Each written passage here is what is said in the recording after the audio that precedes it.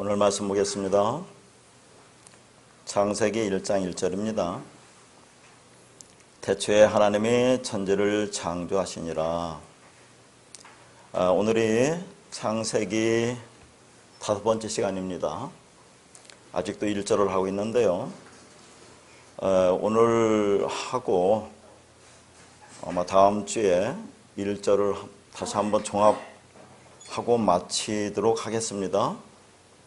자, 오늘 말씀은 이제 태초에 창조했다고 하는 그 베레시트한 바라의 내용이 뭔지,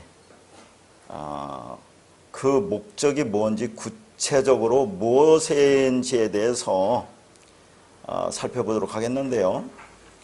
그게 하나님이 천지를 이룹니다. 그러니까 태초에 창조했다고 하는 그 내용, 목적이 하나님이 천지를 이라는 그런 어구예요. 참 어려운 얘기죠. 그동안에도 이 말씀에 대해서 부분적으로 제가 조금씩 드렸기 때문에 크게 거부감이 없을 줄로 믿습니다.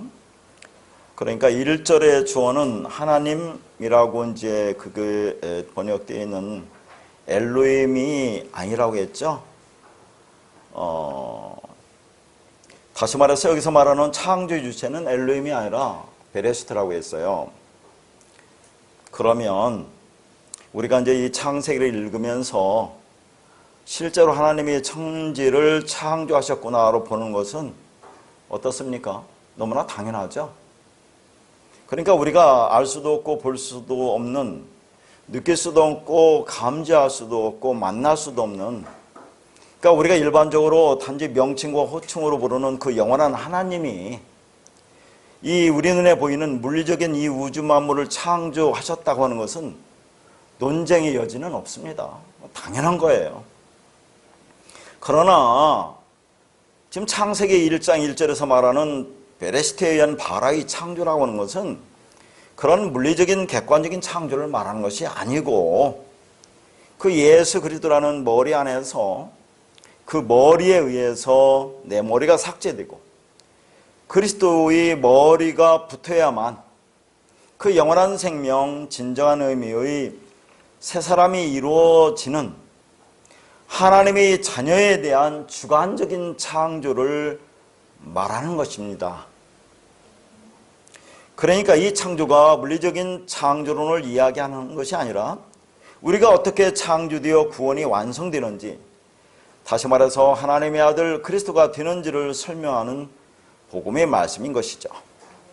그러니까 성경은 객관적인 세계 창조에 대한 기록이 아니라 주관적인 교회 창조에 대한 선포인 것입니다. 그러면 객관적인 세계는 왜 필요하느냐는 얘기죠. 왜 만들으셨나 하는 겁니다. 하나님이 의도하시는 주관적인 교회가 창조되기 위해서 필요하다 그랬어요. 그러니까 이제 우리가 좀 생각해 볼 것은, 자, 하나님이 이 세상을 창조했죠. 물리적인 창조, 보이는 세상을 창조했습니다. 그런데 창세기에서 말하는 그 창조는 그런 물리적인 창조가 아니라 하나님의 백성, 하나님의 아들에 관한 창조의 이야기다, 그런 얘기죠. 그러면 왜 이 세상을 만들어 놨느냐 하는 겁니다. 여러분 어떻게 생각하세요? 왜 하나님이 보이는 세상을, 이 물리적인 세상을 왜 만들어 놨어요? 그러니까 하나님의 관심은 오직 당신의 백성들밖에 관심이 없어요. 그 하나님의 백성을 어떻게 내가 구원할 건지, 어떻게 창조해서 완성할 것인지에 대한 관심밖에 없습니다. 자, 그래서 그들을 내가 어떻게 구원할 건지, 어떻게 창조할 것인지를 설명하기 위해서 이 보이는 세상이 필요하다, 그런 얘기입니다. 물리적인 세상. 그걸 뭐라고 했죠? 이 보이는 거. 이게 율법적인 세상 아닙니까? 근데 보이는 그 자체는 다 죄라고 했어요. 하나님이 이 세상을 만들어 놓은 이래로 이 세상이라고 하는 것은 죄와 허물로 가득 차 있지 않습니까? 지옥이라는 게 다른 게 아니에요. 지옥이라는 것은 땅지자 가치록입니다. 땅이라는 이 세상에 갇혀 있는 게 지옥이에요.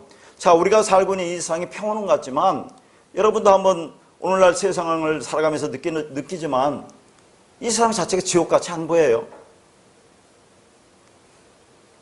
자, 당신의 백성도 이 땅에 육을 입혀서 보냈습니다.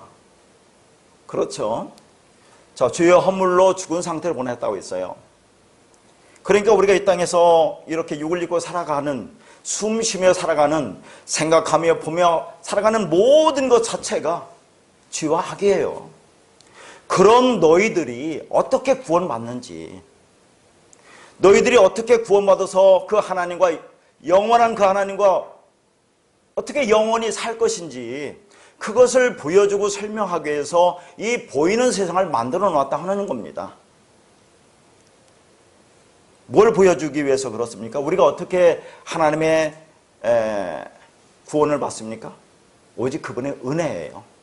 그러니까 너희들은 심하게 말하면 참 어떻습니까? 여러분 스스로를 생각하면서 괜찮은 사람이라고 생각하세요?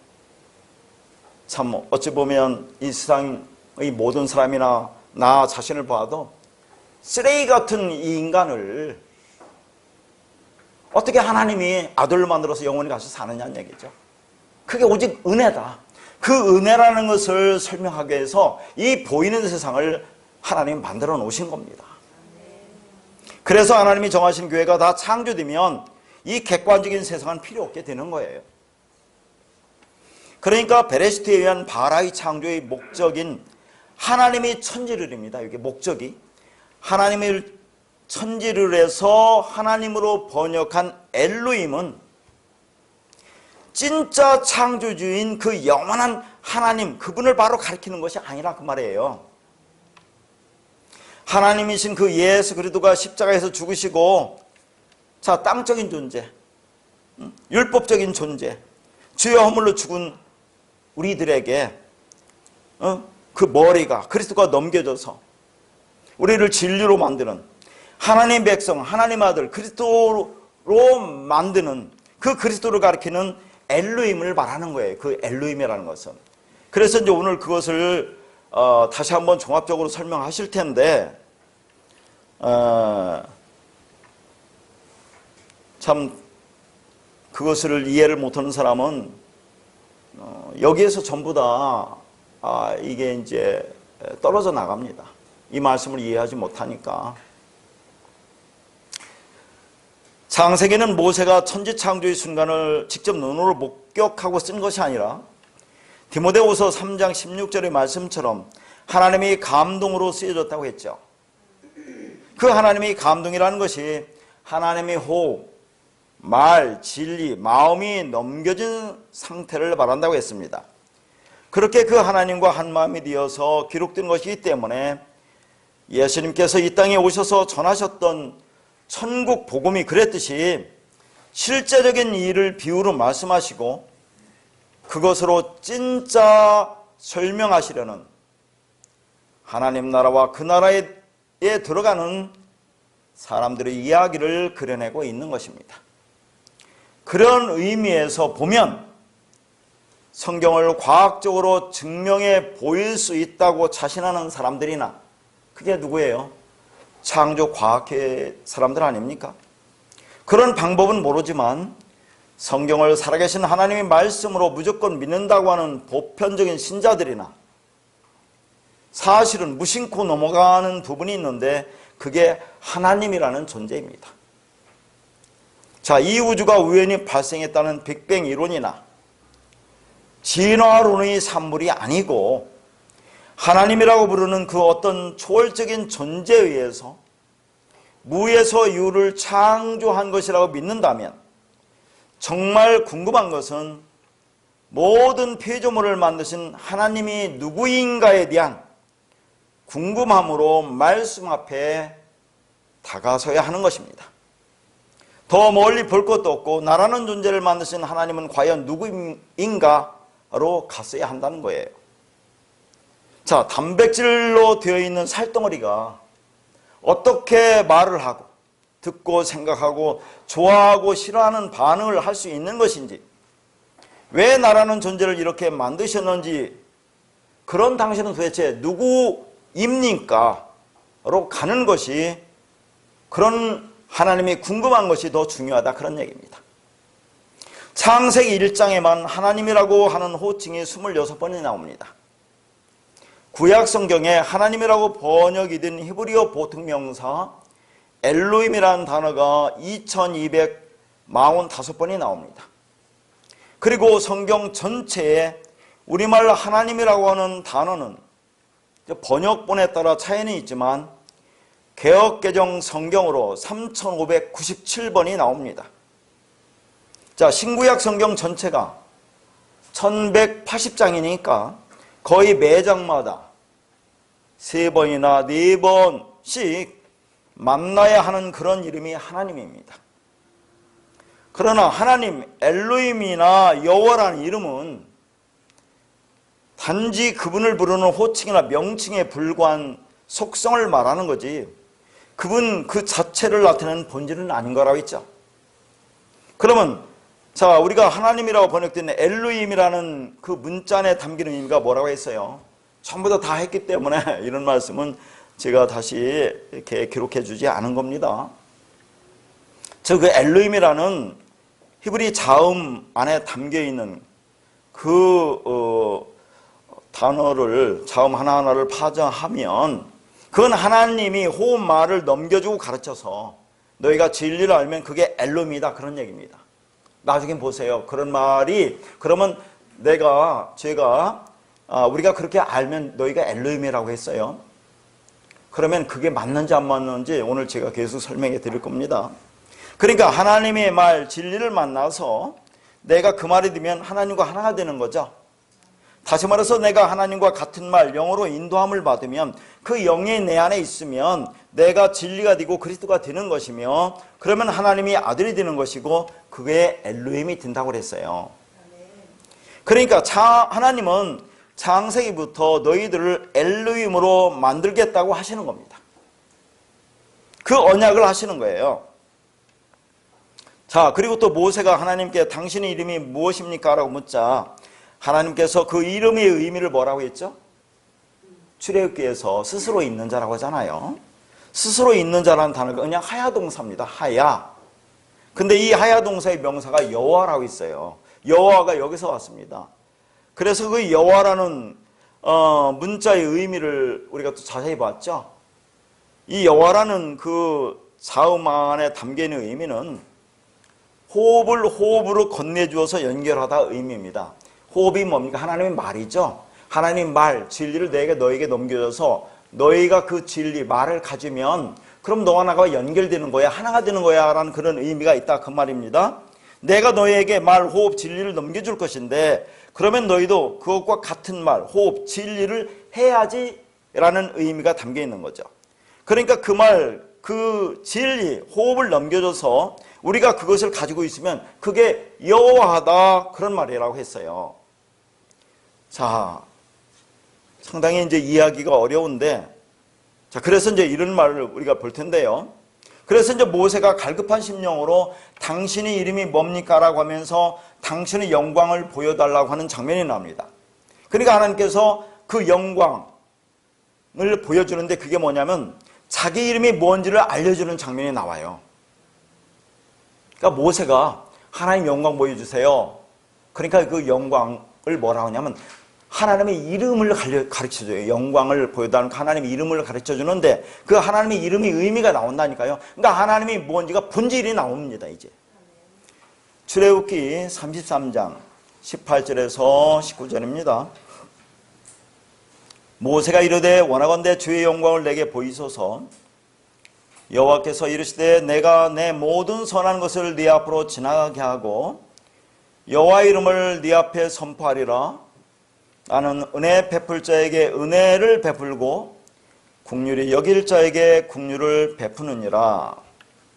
자, 지금 모세가 하나님의 영광을 보여달라고 하죠. 근데 영광을 보여달라고 그러는데 하나님께서 뭡니까? 여호와의 이름을 지금 보여주고 있어요. 여호와의 이름이 뭔지를 가르쳐주고 있다, 그 말입니다. 그러니까 하나님의 영광이 뭡니까? 여호와의 이름이 하나님의 영광이죠.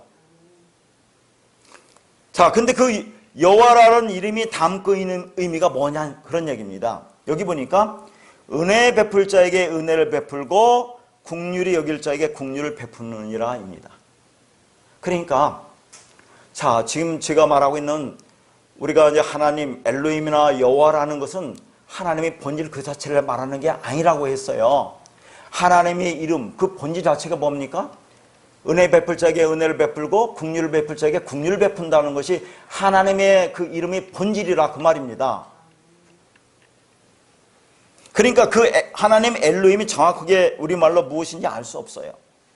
그러니까 그런 이름들은 우리가 알 수도 없고 볼 수도 없고 느낄 수도 없고 감지할 수도 없는 그 영원한 하나님의 명칭에 불과한 것이지 그 이름 자체가 하나님의 존재와 본질을 설명하는 모든 것이 될 수 없다는 겁니다. 그러니까 그 이름들이 곧 하나님의 실체는 아닌 거죠. 거듭 얘기하지만 이러한 호칭은 그분의 이름이 아니고 그분에 대한 묘사이고 설명이고 속성입니다. 다시 한번 말할게요. 그러면 여호와나 엘로힘이라는 문자는 담긴 의미가 뭡니까?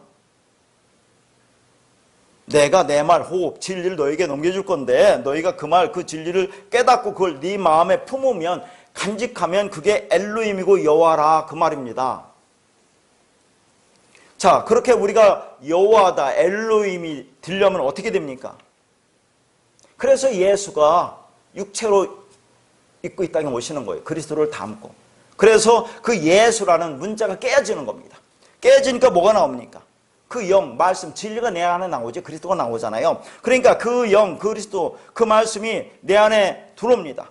그래서 그 말, 그 영이 우리 마음이 되어야, 우리 마음에 있는 그 말과 하나가 되어야 피조물인 내가 하나님을 이해하고 알 수 있다고 하는 거예요. 이러한 진리 인식을 통해서 우리가 진리를 깨달았다. 내가 진리를 담지했다. 진리가 되었다고 하는 겁니다. 그러면 내가 엘로힘이 되고 그리스도가 된다 그 말이에요. 그러니까 엘로힘이나 여호와라는 것은 거듭 얘기하면 하나님의 존재 그 본질 자체는 아니고 그분을 가리키는 그 명칭이고 호칭이고 속성이라고 있죠. 그분을 묘사하고 설명하는 거라고 있습니다. 그러면 그분의 본질이 뭐예요? 그분의 이름이 본질이 뭡니까? 여기서 은혜 베풀 자에게 은혜 베풀고 긍휼히 여길 자에게 긍휼히 여긴다. 그러면 자, 여러분이 그동안도 제가 여러 번 하나님의 이름에 대해서 말씀을 드렸죠. 하나님의 이름이 뭐라고 했어요? 그 본질이 뭐라고 했습니까? 요한계시록에 자, 하나님의 이름을 물어보니까 뭐라고 합니까? 나는 뭐라고 있죠? 진실과 충신이라고 그러잖아요. 이 충신이라는 단어가 이게 피스토스의 믿음이에요. 그러니까 하나님의 이름이 믿음과 진리라 그 말입니다. 그러면 지금까지 자, 우리가 그러면 하나님의 본질을 한번 봅시다. 하나님은 뭐라고 하죠? 사랑이라고 하잖아요. 하나님은 믿음이라고 하잖아요. 피스토스. 하나님 믿으시다. 하나님은 진리라고 하죠. 하나님은 의라고 하잖아요. 여기서는 하나님 믿음이라고 은혜라고 하고 긍휼이라고 하잖아요. 이게 하나님의 본질이에요. 하나님은 사랑이고 의이고 믿음이고 진리고 긍휼이고 은혜고 이게 하나님의 본질이다 그 말입니다. 그러니까 이 본질을 너희에게 내가 주겠다. 어떻게 줍니까? 그러니까 예수가 그리스도로 오는 거예요. 죽고 그리스도로 넘겨져서 그 말을 너에게 가지면 그러면 너희가 사랑이 되고 믿음이 되고 진리가 되고 의가 된다 그런 얘기 아닙니까? 너희가 긍휼을 가진 자가 되는 거 아니에요? 믿음이 든 자가 되는 거 아닙니까? 그러면 그게 하나님이라 그 말이에요. 근데 그 하나님이라는 것을 어떻게 표현할 방법이 없으니까 엘로힘이나 여호와로 쓴다 그 말입니다. 그러니까 엘로힘이나 여호와라는 그 호칭 안에 그 명칭 안에 담긴 의미가 내 말을 너에게 주어서 너희가 그 말을 가지면 너희가 여호와고 엘로힘이라 그 말을 하고 있는 거예요. 그래서 그러니까 그걸 두렵거나 왜 내가 어떻게 여호와가 되고 엘로힘이 되냐 하는 거 두려워할 필요가 하등이 없다는 얘기예요. 그게 그분이 아니라니까요. 그분은 사랑이에요. 그냥 믿음이에요. 진리예요. 의예요. 긍휼이에요. 뭐라고 합니까? 그것도 인이라고 하잖아요. 자비라고도 하잖아요. 그게 그분을 나타내는 겁니다. 그러니까 그분을 나타낼 방법이 있으니까 그것을 여호와 엘로힘이라고 표현한다 그런 얘기입니다. 그럼 우리가 그렇게 가지면 우리가 여호와고 엘로힘이지 뭐냐 하는 얘기를 하는 거예요. 그래서 그 이름이 은혜 베풀 자에게 은혜를 베풀고 긍휼히 여길 자에게 긍휼을 베푸시는 자라고 하는 겁니다. 이것이 그 이름이 담고 있는 본질을 말하는 것입니다. 여기서 은혜와 긍휼은 하나님이 사랑이고 자비고 믿음이고 의이고 진리죠. 그걸 우리에게 베풀어서 너를 그 은혜와 긍휼과 사랑을 진리를, 다시 말해서 하나님과 같은 말을 가진 하나님의 마음을 품은 하나님의 백성으로 아들로 만들겠다 하는 겁니다. 그러면 내가 엘로힘이 되고 여호와가 되는 거죠. 그게 여호와 엘로힘으로 하나님이 담고 있어야 할 진리 내용이라는 걸 기억할 때 그 호칭이 무엇이 중요하겠느냐 하는 것입니다. 그 안에 담기는 복음을 깨닫고 그 하나님을 소망하고 살아갈 때 우리 안에 하나님이 진리 능력으로 임하게 되는 것이에요. 그러면 베레시트가 담고 있는 십자가로 건네준 머리로 성전을 지으시겠다고 하는 하나님의 창세전 언약이 무엇으로 시작되죠? 바라라는 창조를 통해서 그 하나님의 언약이 역사 속에 실행되는 겁니다. 그리고 그 창조의 내용은 뭡니까? 이제 이게예요. 하나님이 천지를, 그러니까 그 하늘과 그 땅이 엘로힘이 되는 거예요. 그게. 자, 이걸 이제 오늘 공부를 하는 건데요. 그러니까 그 창조의 내용은 그 하늘들과 그 땅이고, 이것은 하나님의 집, 성전, 교회, 성도, 하나님의 백성, 하나님의 아들들을 말하는 것으로 그들을 창조하겠다는 것을 선포하고 선언하시는 겁니다. 그게 그리스도이고 엘로힘입니다. 한마디로 우리를 엘로힘으로, 그리스도로, 신으로, 아들로 삼으시겠다고 하는 거예요. 그래서 엘로힘이 뭐예요? 복수입니다. 그러니까 이 창조가 영적인 창조, 즉 그리스도를 통한 하나님의 아들들의 창조를 계시하는 것으로 내가 그 그리스도와 연합이 되어 하나가 되면, 그러면 그게 엘로힘이 된다 하는 거예요. 이 창세기 1장 1절과 짝을 이루는 말씀이 요한복음 1장 1절입니다. 자, 요한복음 1장 1절에서 2절만 보겠습니다. 태초에 말씀이 계시니라. 이 말씀이 하나님과 함께 계셨으니 이 말씀은 곧 하나님이시라. 그가 태초에 하나님과 함께 계셨고. 자, 이 말씀은 창세기 이제 다른 곳에서 말씀 볼 때 다시 할 거지만 오늘은 이제 간단하게 볼 내용이 있어요. 우선 이제 뭐 나왔으니까 태초에라고 번역된 헬라어 단어가 엔아르케입니다. 이 엔아르케라는 것은 창세기 1장 1절에 베레시트를 헬라어로 번역한 거예요. 그러니까 십자가로 건네준 머리로 집을 세우겠다는 하나님의 시작을 요한은 엔아르케라는 단어로 설명하는 겁니다. 그렇게만 일단 보시고, 여기서 제가 보고자 하는 것은 창세기 1장 1절에 하나님의 엘로힘이죠.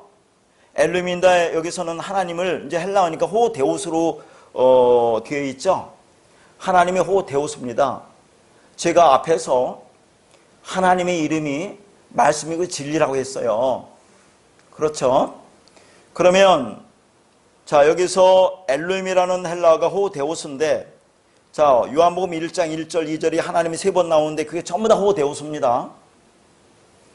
그러니까 호데우스는 하나님의 본체를 말하는 거죠. 근본 되시는 하나님. 그런데 참 어려운 것이 성경이 하나님 신을 데우스라고 사용할 때는 문맥에 따라 그게 무엇을 가리키는지가 결정이 돼요.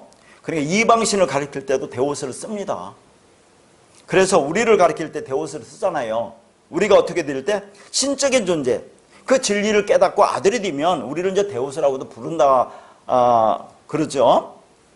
그런데 또 어려운 것은 예수 그리스도를 하나님이라고 부를 때도 데우스를 쓰기도 해요. 왜 그런지 한번 이제 그 이유를 볼게요. 참 어렵습니다. 예수 그리스도를 하나님이라고 부를 때 그걸 데우스로 쓸 때가 있다니까요. 그 의미가 있어요. 근데 제가 여기서 말씀드리는 것은 하나님의 호데우스인데 여기 말씀이 홀로고스라고 하죠. 홀로고스가 뭡니까? 이게 레마예요. 레마, 진리. 그러니까 엘로힘이 하나님의 이름이라고 하는데 여기서는 호데우스란 말이죠. 하나님이. 그럼 호데우스가 홀로고스란 얘기예요. 말씀이란 얘기예요. 진리예요. 그러니까 하나님이 이 말씀 진리잖아요. 그러니까 그걸 보고자 하는 겁니다. 홀로고스가 호데우스다 그 말이에요. 레마, 진리, 말씀. 그게 하나님이다 그런 얘기죠. 그러니까 하나님이라는 본체와 그 말씀이 함께 계셨다고 하죠. 근데 말씀이 본체이신 하나님과 함께 계셨는데 이 말씀을 하나님이 호데우스라고 한다 그 말이죠. 그러니까 그 말씀이 본체이신 하나님의 아들로서의 예수 그리스도라는 겁니다. 말씀이 예수 그리스도고 그 말씀이 하나님 호데오소라 하는 거죠. 호데오소를 뭐라고요? 호로고소라 한다는 얘기죠. 그러니까 하나님을 말씀이라고 한다는 얘기죠. 진리라고 한다는 얘기죠. 그러니까 앞에서 말한 것과 똑같습니다. 이게 하나님의 본질이에요. 그걸 어떻게 이름을 붙여야 되기 때문에 엘로임, 여호와 엘로임이라고 붙인 거지. 그분이 그 여호와 엘로임이고 그렇습니까? 그분을 그렇게 붙여서 부르는 거지. 호칭으로. 그분은 말씀 진리예요. 영이잖아요. 영의 말씀이 진리잖아요. 그게 사랑이고 믿음이고 의이고 그렇죠? 국률이고 자비고 그런 거라 하는 것을 지금 말씀드리고 있는 거죠. 자, 지금 또 제가 말씀드리고자 하는 것은 예수 그리스도를 하나님이라고 부를 때 데오스를 쓸 때가 있는데 왜 그러냐 하는 것을 이제 빌립보서 2장 5절과 6절 말씀 보겠습니다. 너희 안에 이 마음을 품으라 곧 그리스도 예수의 마음이니 그는 근본 하나님의 본체시나 하나님과 동등됨을 취할 것으로 여기지 아니하시고 그랬어요. 그런데 여기 이제 6절에 보니까 하나님이 두 번 나오죠. 앞에 근본 하나님이 본체라고 할 때 그 하나님은 그냥 데오스예요. 근데 하나님과 동등됨을 취할 것으로 할 때 그 하나님은 호데오스라니까요. 왜 이렇게 데오스와 호데오스가 다르냐? 어렵죠. 그것까지 우리가 다 구분하고 한다는 것은 참 힘든 일인데 제가 굳이 보고자 하는 것은 우리 때문에 그렇다 그런 얘기죠. 앞에 5절 보니까 너희 안에 이 마음을 품으라 그리스도 예수의 마음이라고 하잖아요. 그러면 우리가 그리스도 예수의 마음을 품으면 예수의 마음이 뭡니까? 그 말이죠. 그 진리죠. 그 마음 그 진리를 내가 품으면 그 진리를 내가 가지고 있으면 그럼 우리가 그리스도가 되는 거 아닙니까?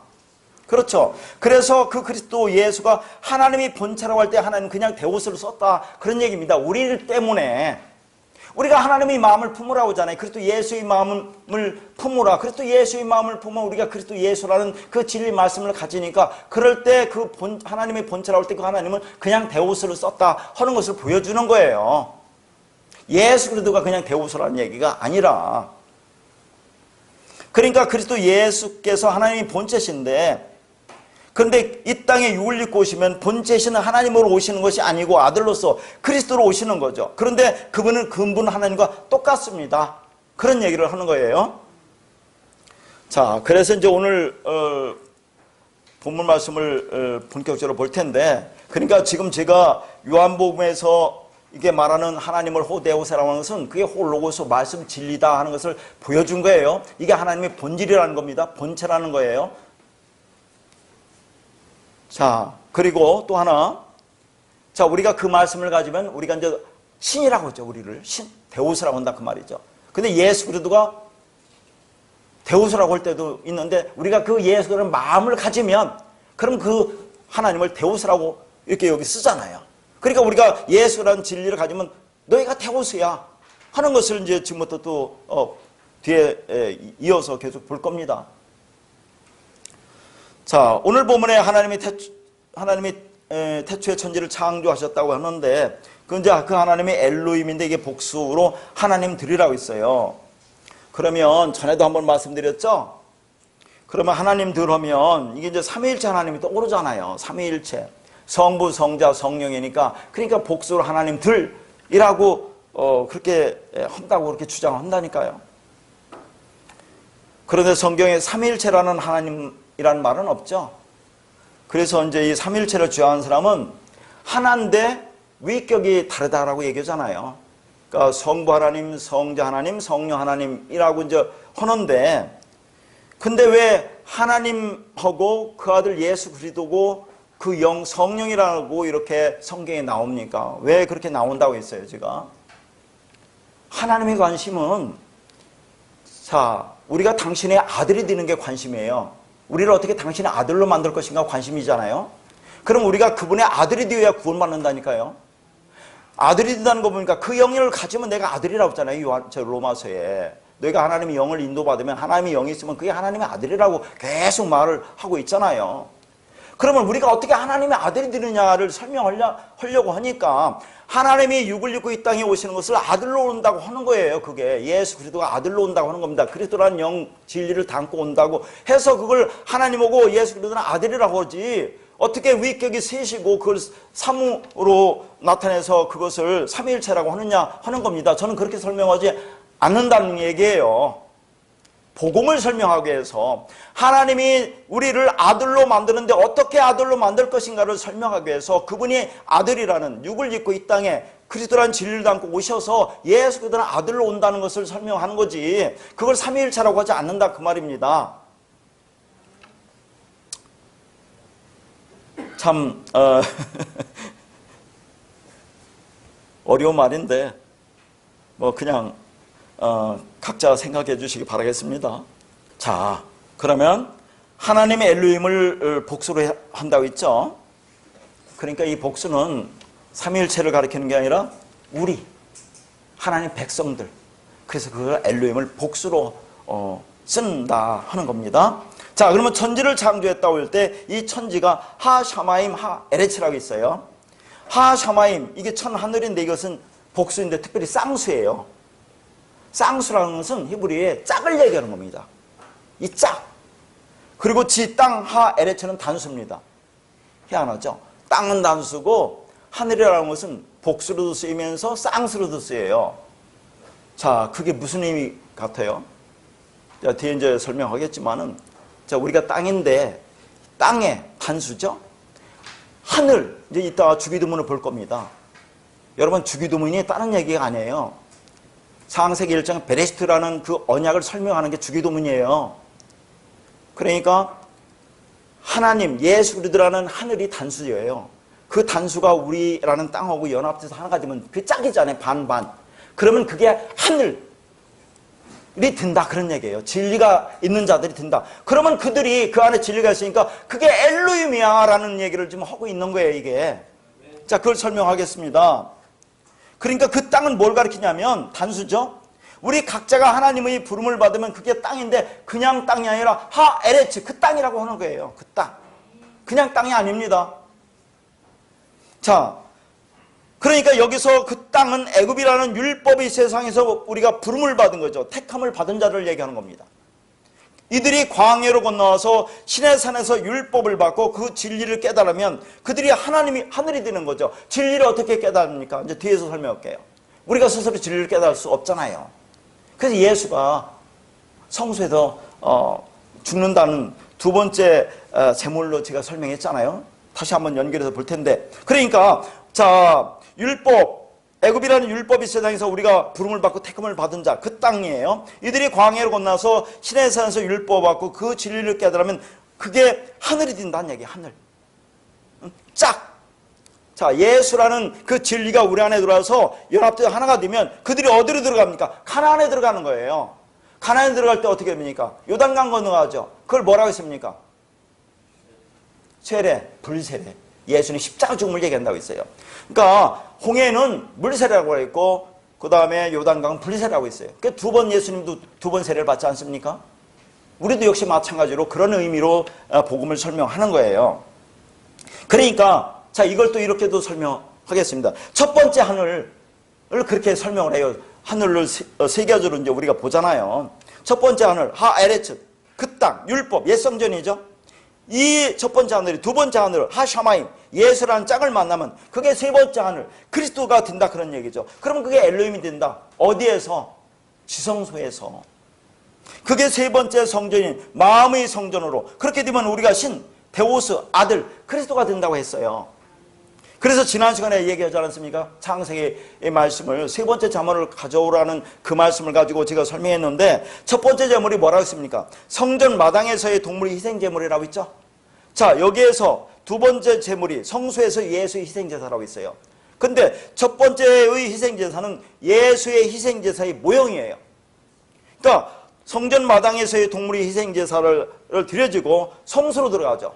성소에서 예수의 두 번째 희생제사, 그 희생제사를 예수가 십자가에 죽으심으로 성소와 지성소의 휘장이 찢어지고 그러면 뭐 그리스도로 완성되는 거 아닙니까?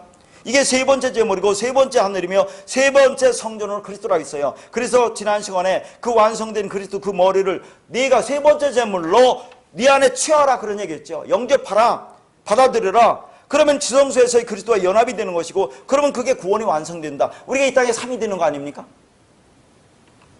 내가 그리스도가 되는 것이고 성전이 되는 거죠. 그걸 엘로힘이라고 하는 겁니다. 그러면 자, 이따도 보겠지만 우리가 이 땅에서 3이 되는 겁니다. 그 3이 되는 자는 뭘 먹고 살아요? 우리가 지금 여러분 3이 되지 않았어요?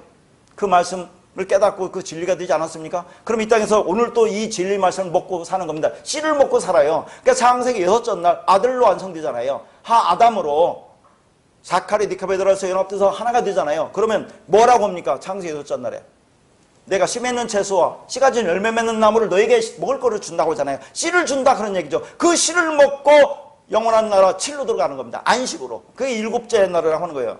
3과 4가 연합돼서 7로 들어간다 하는 것을 보여주고 있는 거죠. 그러면 주기도문도 역시 똑같은 얘기를 하고 있는 겁니다. 그러니까 이 베레시트의 언약이 성경 전체에서 계속 설명되고 있는 거죠.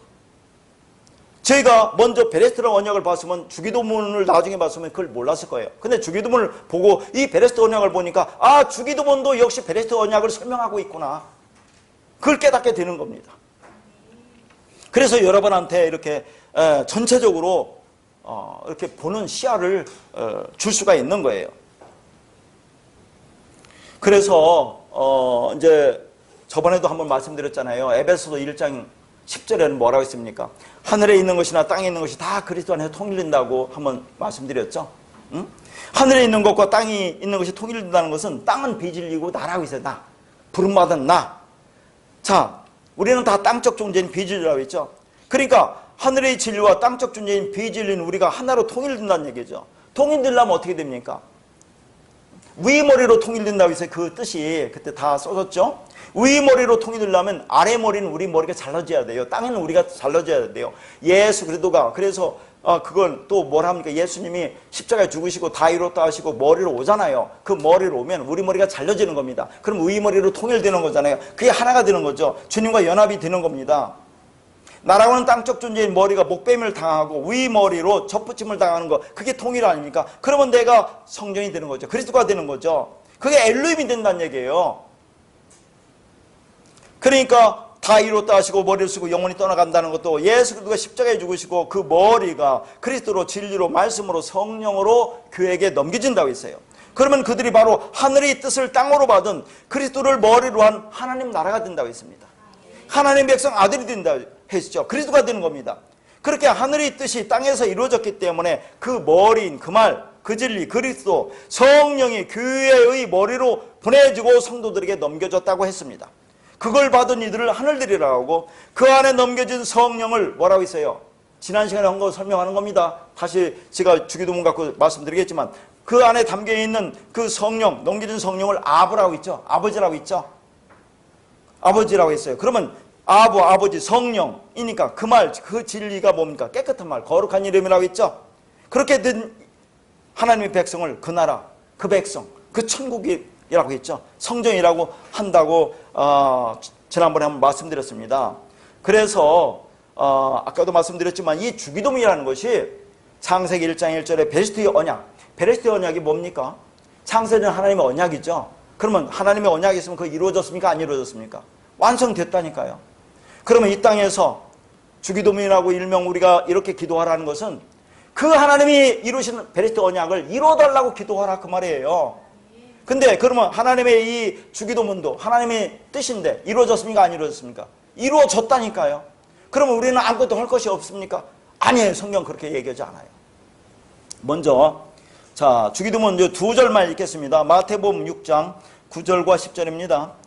그러므로 너희는 이렇게 기도하라. 하늘에 계시는 우리 아버지여, 이름이 거룩히 여김을 받으시오며 나라가 임하옵시며 뜻이 하늘에서 이루어진 것 같이 땅에서도 이루어지이다. 이게 베레시트의 언약입니다. 자, 그러면 아까도 말씀드렸지만 베레시트 언약도 하나님의 창세는 언약이고, 자, 주기도문도 하나님의 뜻이니까 이미 이루어졌고, 예수 그리스도의 십자가의 죽음도 묵시 속에서 완성됐고, 그러면 다 됐으니까 우리는 아무것도 할 것이 없네. 하지만 성경 그렇게 말하지 않는 것이 있다 그 말이죠. 자, 여러분 에스겔서 나중에 한번 읽어보세요. 에스겔서 36장 36절에서 37절 보면 이스라엘 황폐했습니다. 그 황폐한 이스라엘을 하나님께서 내가 다시 재건하겠다, 건축하겠다라고 말하는 장면이 나와요. 에스겔서 36장 36절에서 37절 제가 읽어드리겠습니다. 너희 사방에 남은 이방 사람이 나 여호와가 무너진 곳을 건축하며 황폐한 자리에 심을 줄 알리라. 나 여호와가 말하였으니 이루리라. 하나님 말했으니 이룬대요. 이루어진 거죠. 주 여호와께서 이같이 말씀하셨느니라. 그래도 나와요. 하나님 언약했으니까 하나님이 이루겠다. 이루어진 거잖아요. 언약했으니까. 근데 그 다음에 그래도 이스라엘 족속이 이같이 자기들에게 이루어주기를 내게 구하여야 할지라. 하나님이 언약하시고 다 이루었지만 그렇다고 해서 그게 너희들한테 그냥 가는 게 아니라 그렇게 되기를 구하여야 할지라라고 얘기한다니까요. 그러니까 우리가 여러분 이 말씀을 어떻게 알아듣고 지금 이 자리까지 왔습니까? 가만히 있었습니까? 그렇게 됐습니까? 수많은 곳을 헤매고 다녔잖아요. 그동안에 얼마나 율법적으로 그렇게 애쓰고 힘쓰고 그렇게 그 말씀 진리를 찾아 헤맸습니까? 그래서 그 말씀이 깨달아진 거지. 그 말씀에 대해서 기도하고 그 말씀을 간구했기 때문에 어느 날 이 말씀이 우리에게 들어온 거지. 가만히 있으니까 그렇게 되지 않았다는 얘기죠. 내가 다 언약하고 다 이루었지만 그러나 그것은 너희들이 이루어달라고 기도해야 된다라고 에스겔서 36장에서 하나님이 말씀하고 있다니까요. 그래서 오늘 또 이렇게 나와서 듣고 간구하고 그 말씀을 내가 사모하는 거지. 죽는 날까지 그렇게 가는 겁니다.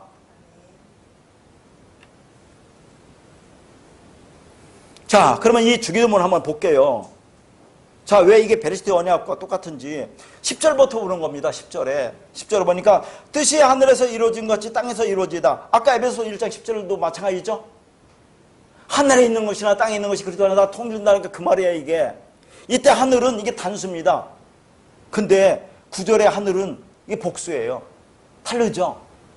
자, 10절에 하늘에서 이루어진 것 같이라는 이 하늘은 호우라노소 단수고 9절에 하늘에 계신 우리 아버지 할 때 하늘은 호우라노소 똑같이 이제 복수로 할 때는 뭐 다르지만은 여러분 제가 써줄 때는 전부 다 원형만 써줘요. 복잡하게 않게 해서 이 호우라노소인데 이게 복수입니다. 9절은 복수 하늘들이고 10절은 단수로 하늘인데 이때 10절은 하늘은 누굽니까? 예수 그리스도를 가리키는 거예요. 예수 그리스도. 예수 그리스도가 십자가에서 다 이뤘다 하시고 머리가 넘겨지니까 땅인 우리 안에 들어온 거 아닙니까? 땅으로 부름받은 애굽에서 부름받은 그 땅인 우리에게 들어오니까 그게 이루어지니까 그게 하늘들이 되는 거예요. 9절에 하늘들이 되니까 하늘들이 뭡니까? 진리가 있는 자를 하늘들이라고 하잖아요. 그래서 자, 그 히브리어 샤마임이 뭐라고 했습니까? 물이 있는 곳, 하늘이 뭐니까 물이 있는 곳, 진리가 있는 곳을 하늘이라고 하지 않았습니까? 그러니까 9절의 하늘들은 그리스도라는 진리의 하늘이 땅적 존재인 우리에게 들어와 연합이 되어 하나가 되면 그게 진리를 품은 하늘들이 되는 겁니다. 그러니까 이게 뭐 하늘이라는 그 단어가 그냥 진리가 아니라 이 샤마이라는 것이 그 뜻이 그렇다고 했죠. 자, 그걸 파자하면 진리가 있는 곳이 하늘이다 그 말입니다. 그러면 진리가 있으면 그게 하늘이라 부른다는 얘기죠. 진리는 하나님을 내용으로 하고 있는 것이므로 하나님이 계신 거기가 하늘이다 그 말이에요. 그런데 지금 그 진리가 어디에 와 있습니까? 여러분에 와 있죠. 그러면 그 진리가 있는 거기가 어디입니까? 샤마임 하늘입니다. 그래서 우리 안에 진리가 그리스도가 마음으로 담겨 있으면 우리가 바로 하늘이 된다 하는 얘기예요. 근데 여러분이니까 하늘들이다 하는 거죠. 9절은 하늘들. 그러니까 진리가 있는 하늘들은 누굽니까? 그리스도와 연합된 성도 교회입니다. 그게 그리스도이고 그게 하나님 엘로힘이라고 하는 거예요. 그 의미를 이제 설명할게요. 그러면 하늘들인 우리 안에 계신 아버지는 무엇을 말합니까? 성경에서 아버지는 히브리어로 아부라고 해요. 아부. 헬라어로는 잘 모르는데 아부는 하나님이 성전을 말합니다. 그걸 파자하면 하나님이 성전이 아부예요. 하나님이 성전. 자, 그런데 하나님이 성전 안에 뭐가 있습니까? 성령이 계시잖아요. 하나님이 성전 안에는 성령이 계시다 그런 얘기죠. 그러니까 하나님이 우리 안에 성전으로 계셨는데 그러면 우리 안에 성전으로 계시는 그 하나님 안에 뭐가 필요하느냐? 그 성전 안에 성령이 들어있다 그런 얘기입니다. 그 말씀이 그리스도가 성령이 내 안에 들어오면 내가 하늘들 안에 그 아버지 상태 성전이 되는 거예요. 그러니까 아버지가 저소 삼고 계신 하늘은 나가 맞는 것이고 그 안에 들어있는 진리의 영, 진리의 말씀이 우리를 아들로 낳아버린다 그런 얘기입니다. 그러니까 자, 우리가 이 땅인 우리가 자, 예수라는 그 그리스도 진리와 연합돼서 하나가 됐어요. 그럼 우리가 하늘들이 되는 거죠. 진리가 되는 겁니다. 그러면 그 하늘들 안에 뭐가 있다고 했어요? 아버지가 있다고 했죠. 아버지는 성전입니다. 성전은 뭐라고 했어요? 너희 안에 하나님이 성전인 것과 성령이 계신 줄 알지 못하느냐? 성전에는 성령이 계신 거죠. 그 말씀 그래서 진리가 있는 겁니다. 그러면 그 진리 말씀이 있으면 뒤에 보면 여러분 어머니 개념 있죠? 어머니 개념도 말씀이에요. 아버지는 성전이고 어머니는 말씀 개념이지만, 그러니까 아버지나 어머니는 전부 다 그냥 말씀 개념입니다. 그러면 우리가 부모가 되는 거죠. 내 안에 내가 진리가 있으면 내가 부모가 된다니까요. 그러면 이 부모가 됐으면 내가 진리가 있으니까 나라는 아들을 낳는 거예요. 내가 아버지가 돼서 나라는 아들을 낳는 거라니까요. 이게 우리가.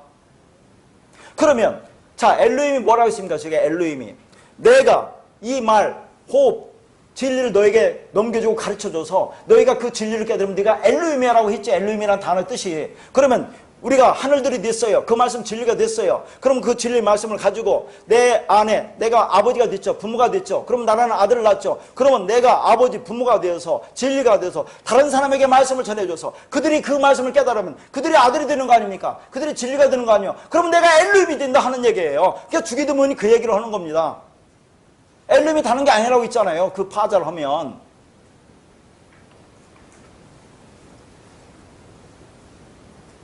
그래서 그 진리를 아버지라고 부르는 거예요. 그렇게 되어 다른 이웃들에게 생명을 전할 수 있는 존재자체도 아버지라고 부릅니다. 아버지가 누구예요? 하나님 아버지가. 엘로힘인지 뭐예요? 여러분이 말씀 진리가 있으면 하나님이 성령이 있으면 성전이니까 여러분이 아버지라니까요. 그러면 아버지는 진리가 있는 거죠. 그럼 진리를 전해줘서 그들이 그 진리를 깨달으면 그게 아버지지 뭡니까? 그럼 여러분이 엘로힘이다 하는 얘기예요. 엘로힘이 다른 뜻이 아니라 엘로힘이라는 단어가 갖고 있는 의미가 그렇다 하는 얘기를 하는 겁니다. 이 복음을 전하기 위해서 이렇게 설명하는 거죠. 그럼 복음은 누가 전합니까? 하나님과 우리가 같이 전하는 거예요. 그래서 동역자라고 하는 겁니다. 우리는 전하지만 기르는 건 누가 전해요? 하나님 말씀이 기르죠. 그래서 우리가 바로 그 하늘들 안에 그 아버지 상태로 존재하게 되는 겁니다. 그것은 하나님의 약속이고 뜻이기 때문에 이미 이루어진 일이기도 합니다. 그러니까 일명 주기도문이 그 하늘들의 아버지로 시작되는 거죠. 이미 완성된 걸로 시작된다니까요. 너희들이 그 하늘들의 아버지야로 시작된다니까 이게. 그런데 이름은 말씀이고 진리입니다. 그러면 그렇게 진리가 된 그 이름은 어떻게 된 겁니까? 거룩하게 된 거죠. 거룩하다가 하기 아주라고 있죠. 거룩하다는 것은 다른 게 아니에요. 그러니까 말이 깨끗하게 되다라는 얘기입니다. 깨끗한 말을 가지면 그게 거룩하다 그런 얘기죠. 하나님의 말씀이 하늘들 안에서 진리의 말씀 깨끗한 말 성령으로 거하게 되면 그게 바로 거룩인 거예요. 그러니까 이름이 거룩하게 되다, 그 말씀이 깨끗한 말이 되다라는 것은 하나님의 말씀이 율법 등 비진리로 해석되는 게 아니라 진짜 진리의 말씀으로 이해되면 그것이 이름이 깨끗하게 지는 거다 그런 얘기예요. 따라서 성도가 그 하늘들 안에 그 아버지 상태가 되면 이미 그 이름은 깨끗하게 되었다, 거룩하게 되었다 하는 거예요. 그러니까 아버지는 성전이고 성령이며 그리스도로 그 말씀이 우리 안에 있으면 그러면 내가 아버지의 엘로힘이 되는 거다 하는 얘기죠. 그게 하늘입니다. 그래서 하늘이 복수라고 했어요. 쌍수라고 하는 얘기는 뭡니까? 연합되어 하나가 돼야 되니까 반쪽 연합되어 하나가 되려면 그게 쌍수, 짝이 된다는 의미까지 담겨 있는 겁니다. 그렇게 주기도문이라는 것 자체가 하나님의 뜻이니까 그러면 그 뜻은 이미 이루어진 것입니다. 그러니까 우리 이름이 거룩하게 된 것은 예수 그리스도의 은혜로 말미암아 이미 이루어진 우리 상태를 이야기하는 거죠. 그리고 우리 안에 이루어지고 있고 이루어질 일들을 말하는 겁니다. 그러니까 그 하늘들 안에 그 아버지 상태가 된 하나님의 백성들에게 있어서 그 이름이 거룩하게 되는 것은 그들이 청유 이전에 하나님이 완성하신 그들이 묵시 속 존재 상태를 가리키는 겁니다. 그렇다 하더라도 뭐라고 해요? 기도하여야 할지라 라고 말씀하고 있는 거죠. 그러나 성도는 묵시 속 존재 상태를 자각하고 있지만 육을 입고 이 역사 속에서 사는 자신의 연약함을 누구보다도 잘 알기 때문에 이름이 거룩해지기를 두렵고 떨림으로 열심히 청유하게 되는 것입니다. 그러니까 주님이 우리에게 말씀하시는 것은 너 이름이 아버지라고 하는 거룩한 이름이 되라는 거죠. 그럼 어떻게 그렇게 될 수가 있느냐 하는 거죠. 어떻게 우리가 거룩하게 됩니까? 그 이름이 바뀌려면 내가 어떻게 되어야 하겠어요? 또 나오죠. 반드시 십자가에서 우리 옛사람이 죽어야 한다 그런 얘기입니다. 그래야 그 하나님이 아버지로 성전으로 나에게 오는 거예요. 그러면 내가 아버지라고 하는 이름으로 여김을 받게 되는 겁니다. 내가 아버지가 되는 거죠. 성전이 되는 거죠. 그래서 늘 얘기하는 말씀 다시 한번 확인할게요. 고린도전서 3장 16절. 너희는 너희가 하나님의 성전인 것과 하나님의 성령이 너희 안에 계시는 것을 알지 못하느냐? 더 이상 할 말이 뭐 있습니까? 너희가 하나님의 성전이라고 하면 아버지가 성전이니까 그러면 내가 아버지가 되는 거죠. 아버지가 뭡니까? 엘로힘의 아버지죠. 뭐가 돼요? 자, 이런 말씀 가지고 한번 설명해 볼게요. 예수님이 부모와 함께 12살 때 예루살렘에 있는 유월절 절기를 지키려고 왔다가 부모가 예수를 잊어버렸다가 성전에서 찾았을 때 예수님이 한 말을 지금 볼게요. 근데 참 성경이 봐요. 왜 하필이면 12살 때 예루살렘 유월절 절기를 지키려고 부모와 함께 갑니까? 12살이 뭡니까? 12. 아들이에요. 그러니까 예수가 아들로 완성되는 것을 12로 표현하는 겁니다. 아들이 되면 어떻게 아들입니까? 내가 부모가 돼 아들이 되는 거예요. 그러니까 부모하고 같이 간다는 것을 여기 표현한 겁니다. 12이 아들이라는 거 알죠? 이스라엘의 12아들이 뭡니까? 첫 번째 아들이 루벤. 루벤이 뭐예요? 아들을 보라. 마지막 아들이 12이 번째가 뭡니까? 베냐민. 진리 아들. 아들을 보라. 진리 아들. 누구예요? 예수 그리스도를 가리키는 거죠. 그러니까 거룩한 성 예루살렘이 한 변이 12,000 스타디움이라는 게 그런 겁니다. 12,000이 12 곱하기 1,000 아닙니까? 1,000은 1이에요. 1. 12. 그러면 성이 정육면 찾아요. 변이 12변이죠. 그러니까 12 곱하기 10이니까 144니까 거기다 1,000을 곱하면 14만 4천. 그게 하나님의 백성 아들들을 가리킨다 하는 얘기예요. 그게 다른 게 아니라. 자, 그때 예수님이 한 말이 이렇습니다. 자, 누가복음 2장 49절 보면 예수께서 이르시되 어찌하여 나를 찾으셨나이까? 내가 아버지 집에 있어야 될 줄을 알지 못하셨나이까? 하시니. 그러니까 예수님 뭐라고요? 아버지 집에 있어야 한대요. 아버지 집이 뭡니까? 성전이죠. 자, 또 볼게요. 요한복음 14장 9절에 예수께서 이르시되 빌립아 내가 이렇게 오래 너희와 함께 있으되 네가 나를 알지 못하느냐? 나를 본 자는 아버지를 보았거늘 어찌하여 아버지를 보이라 하느냐? 그러면 예수님 뭐라는 얘기예요? 아버지라는 얘기죠. 예수님이 아버지 집에 있어야 한다고 하고 예수님이 아버지래요. 그 다음에 요한복음 2장 19절에서 21절 잘 아는 말씀. 예수께서 대답하여 이르시되 너희가 이 성전을 헐라 내가 사흘 동안에 일으키리라. 여기도 3이 나오잖아요. 유대인들이 이르되 이 성전은 46년 동안 지었거늘 네가 3일 동안 일으키겠느냐 하더라. 그러나 예수는 성전된 자기 육체를 가리켜 말씀하신 것이라. 그러니까 보세요. 예수님이 뭐라고 해요? 아버지라고 하고 아버지 집에 있어야 한다고 하고 즉 예수님이 성전이라고 하죠. 그러니까 예수님이 아버지고 아버지 집이고 성전이라는 그런 얘기입니다. 그러니까 성전이 따로 있고 아버지가 따로 있는 것이 아니죠. 그러니까 아버지가 성전 안에 있다고 계신다고 하면 그 아버지보다 성전이 커야 돼요? 안 커야 돼요? 아버지가 성전 안에 있다고 하면 아버지보다 성전이 커야 되죠. 그런 말이 아닐 거 아닙니까? 아버지는 하나님인데 하나님보다 더 큰 게 뭐가 있습니까? 그런 게 아니죠. 다시 말해서 아버지가 성전이고 성전이 아버지다. 그러니까 예수님이 내가 아버지 집에 있어야 될 줄 알지 못하셨나이까 하니까 그 말은 자기가 아버지 집에 있어야 하는 아버지라는 말입니다. 그러니까 예수님이 성전이라는 거죠. 다시 말해서 예수님 자신이 성전이고 아버지란 말입니다. 그러면 우리한테 적용하는 거죠. 예수님 자신이 성전이고 아버지란 얘기예요. 그러면 아까도 말했죠. 성도가 하나님이 성령이 계신 하나님이 성전이라고 했으니까 우리가 하나님의 성전이 되는 거죠. 그럼 우리가 아버지가 되는 것이고 우리가 예수가 되는 거 아닙니까? 그러니까 진리가 뭔지 알고 진리가 되면 내가 예수 그리스도가 되는 것이고 그게 엘로힘이 된다는 얘기죠. 바로 하나님 아들 그 아들은 아니지만 우리도 하나님 아들이 되니까 형제가 아닙니까? 자, 이제 좀 더 이 말씀도 보면 10절에서 이제 나라가 임한다고 할 때 나라라는 단어가 이제 바실레야라는 단어입니다. 이런 것도 한번 보세요. 그 단어는 바실리오라는 단어에서 왔어요. 통치하다 다스리라는 동사로 온 것으로 이 바실레라는 나라는 통치와 다스림의 의미입니다. 그러니까 나라는 장소 개념 이전에 하늘의 통치를 받고 있는 그 상태와 존재를 의미합니다. 그래서 바실레야라는 단어는 하나님이 통치하고 다스리는 하나님 나라를 지칭할 때 주로 사용되는 단어죠. 근데 하나님의 나라의 다스림은 섬김이잖아요. 섬김. 그러면 하나님이 우리를 지금 다스리고 있죠. 근데 그 다스림은 섬김이라는 얘기죠. 뭘로 다스립니까? 말씀으로 우리를 다스리니까 말씀으로 우리를 섬기고 있는 거예요. 하나님이. 그래서 섬김과 다스림은 성경에서 똑같은 단어로 쓰입니다.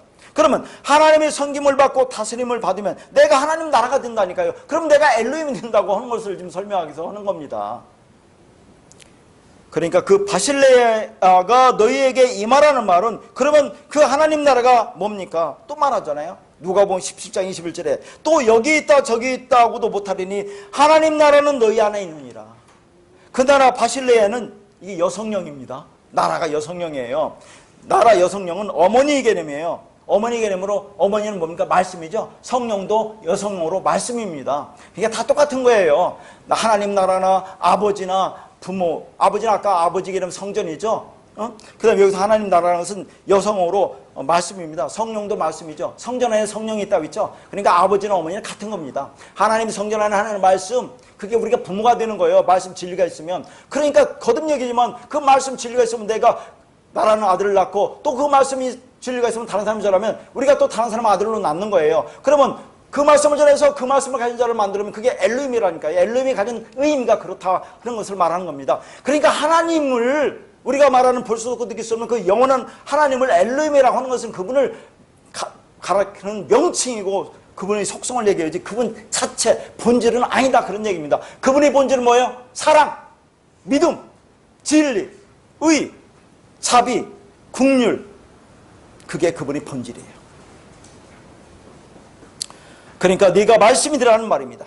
결국 내가 하나님 나라가 된다는 것은 하나님의 말씀이 되는 걸 말합니다. 그러면 내가 아버지가 되고 어머니가 된다는 얘기예요. 그러니까 뜻이 하늘에서 이루어졌다는 것은 예수 그리스도께서 십자가에 죽으시고, 아까도 뭐라고 했죠? 다 이루었다 하시고 머리를 쓰고 영원히 떠나가시니라 하니까 그분의 뜻이 다 이루어진 겁니다. 그러니까 하늘을 드시는 그분의 뜻이 하늘에 다 이루어진 겁니다. 그런 것 같이 땅에서도 이루어지란 말이죠. 땅은 누굽니까?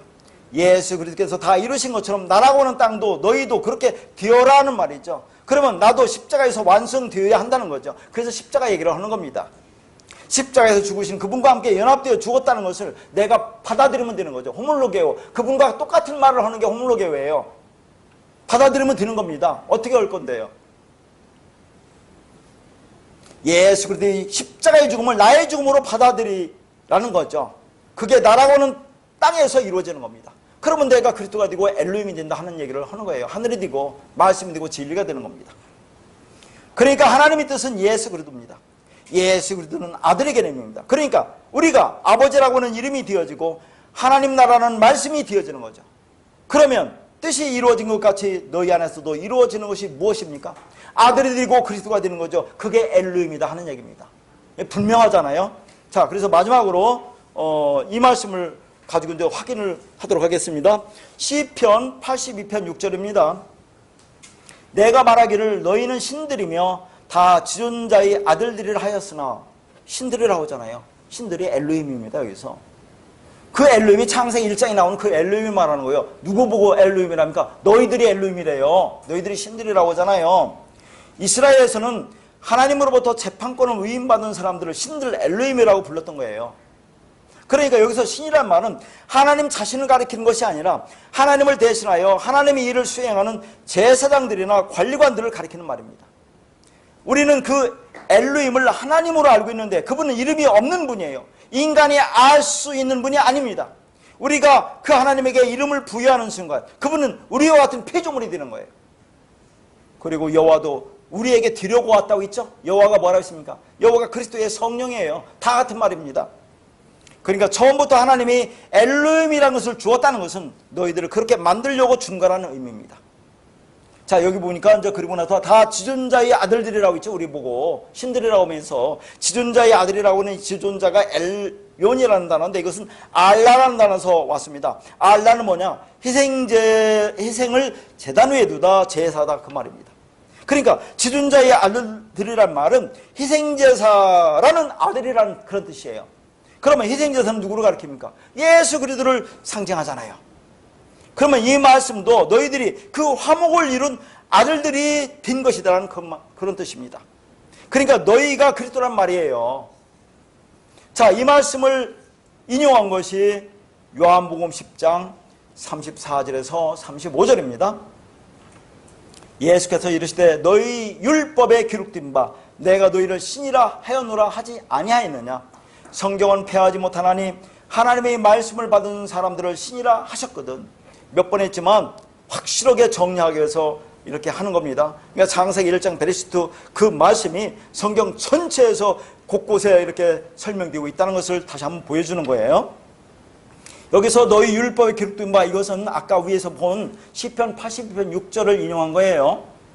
그러니까 그 진리, 그 말씀, 그 성령이 임하여 그리스도와 연합된 하나님의 백성들, 아들들, 교회를 뭐라고 한다고요? 신이라고 한다는 얘기예요. 여기서 신이 뭡니까? 그냥 데오스예요. 그냥 데오스. 아들이 되는 하나님입니다. 하나님이 아까 뭐라고 했어요? 요한복음 1장 1절에 호데오스라고 했죠? 그 하나님이 말씀이라고 했죠? 호로고스. 하나님 말씀, 호로고스를 받은 자들이 있는데 그걸 그냥 데오스라고 한다 그 말이에요. 그러니까 너희가 하나님의 말씀을 받은 자가 맞다면 너희가 신이야. 그런데 내가, 예수님이 그런 얘기예요. 내가 하나님의 아들이라고 하는데 너희들은 그것에 대해서 왜 시비를 거느냐라고 지금 하고 있는 말씀이에요. 자, 35절의 원문에는 뭐니까 하나님의 말씀을 받은 자들이라고 했죠? 이 하나님의 말씀을 받은 자들이라는 것이 하나님의 진리가 든 자들이라 그 말입니다. 하나님의 말씀이 드는 것을 말하는 거죠. 그 말씀을 알면, 그 안에 있는 진리를 알면 그러면 그게 하나님이다 그런 얘기죠. 그들을 그냥 신, 데오스들, 하나님들, 복수라고 한다 그 말입니다. 그러니까 여기서 말씀을 받다라는 단어가 기노마이라는 단어예요. 이 받다는 뒤다, 되게 하다 그 말입니다. 그러니까 하나님의 말씀이 든 사람들을 하나님들이라고 했잖아 그런 말이에요. 그러나 모든 사람들은 교회 가면 처음에는 다 말씀을 뭘로 받습니까? 율법으로 받아요. 여러분도 처음에 교회 와서 율법을 받았죠? 그러면 율법은 뭡니까? 문자대로 하라 하지 말라로 배워서 그렇게 알고 행하면 신은 신인데 무슨 신이에요? 귀신이 되는 거예요. 귀신이라고 하는 거죠. 더러운 말을 가진 자가 되는 겁니다. 그러니까 더러운 말을 가진 거니까 그걸 귀신 들렸다고 한다니까요. 그러니까 우리도 똑같이 전부 다 귀신으로 출발하는 거예요. 우리도 귀신 들렸었어요. 근데 우리는 어떻게 귀신에서 거룩한 말, 깨끗한 말, 성령을 가진 그리스도가 되느냐 하는 거죠. 우리는 어떻게 해서 성령은 깨끗한 말, 그 율법 안에 흐르고 있는 레마의 말씀, 진리의 말씀입니다. 그러니까 더러운 말, 율법에서 깨끗한 말, 진리로 가는 단계가 되면 그게 완성이에요. 그게 하나님 아들 그리스도가 된다는 것을 말하고 있는 겁니다. 그렇게 창세기 1장 1절은 물리적인 이 세상의 창조의 이야기가 아니라 당신의 백성을 어떻게 창조할 것인지에 대한 복음의 말씀입니다. 그래서 태초에 하늘과 땅을 창조하심을 선포하고 바로 2절에 땅이 혼돈하고 공하고 흑암의 상태라고 하잖아요. 그 땅을 에레치라고 그래요. 그 땅부터 설명을 합니다. 우리가 예수를 믿기 이전에 이런 혼돈과 공허와 흑암의 상태에 놓여 있었다는 겁니다. 바로 거기서부터 구원이라는 하나님의 창조를 통해서 살아나게 되는 거죠. 그렇게 하나님의 짝으로 예수님의 신부로 연합과 안식을 누리며 살아가는 그런 성도님 되시기를 바라겠습니다.